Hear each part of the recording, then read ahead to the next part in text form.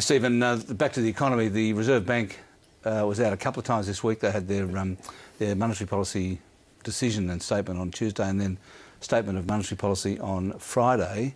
What was the key takeout that you saw in there? Yeah, a couple of things. First is that it's pretty clear they've got rates on hold. Well, they left them on hold, and the signal from the monetary policy statement on Friday was that they're probably going to.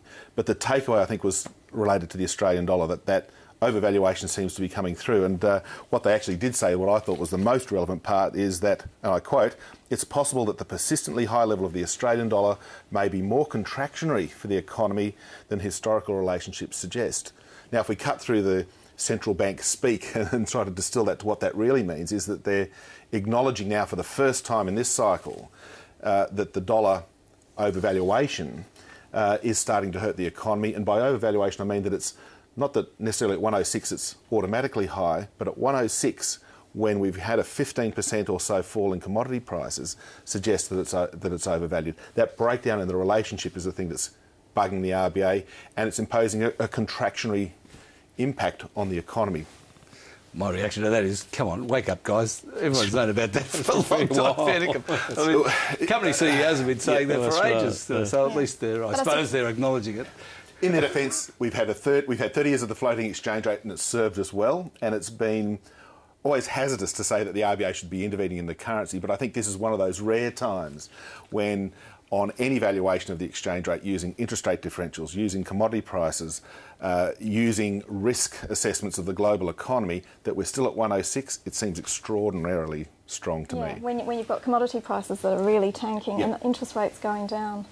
But I think that's also, that is the big issue. You've got this flight to quality assets that's affecting the Australian dollar. And I'm not convinced the Reserve Bank could step in there and actually hold the Aussie down for too long, given the weight of money around the world. And I think that's a dangerous game to start playing unless you can win that fight, because we've seen it falter a lot of times before.